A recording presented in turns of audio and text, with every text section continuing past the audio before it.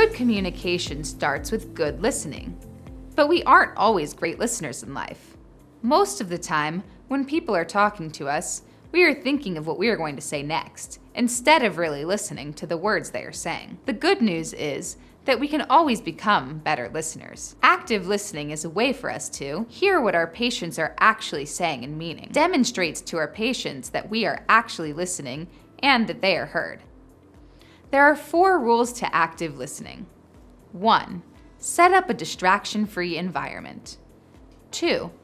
Use open-ended questions. 3. Summarize what you heard. 4.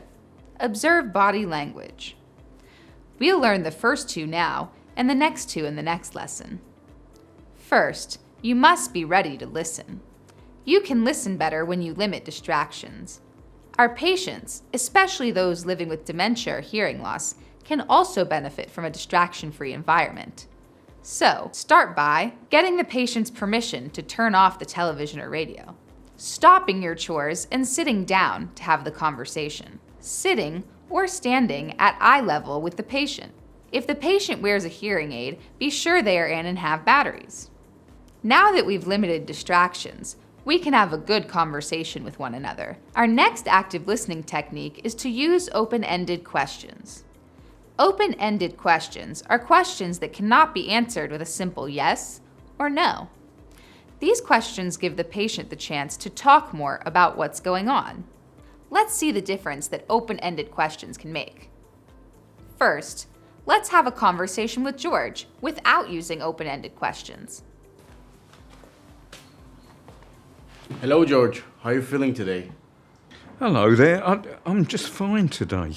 Do you sleep last night? Yeah. Did you have breakfast already? Yes? Do you need my help in the shower today? No. That was a friendly conversation, sure, but we didn't really find out too much about George, did we?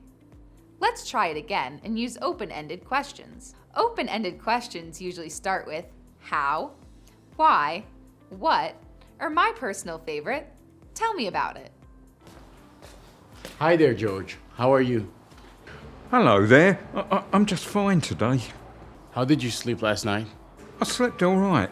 I had to get up a bit earlier than usual this morning because I had to get to the bathroom. I bet that means you had time to make breakfast. What did you have? My stomach was feeling a bit upset, so I just had a cup of tea and a few crackers. Sounds like you may have a stomach ache. I do feel a bit weak. Could you help me so that I won't fall? Now that was a great conversation, and we learned a lot more about George. We would have never guessed that he was having some stomach problems from the first conversation. In conclusion, use active listening when you communicate with your patient. Set a distraction-free environment and ask open-ended questions.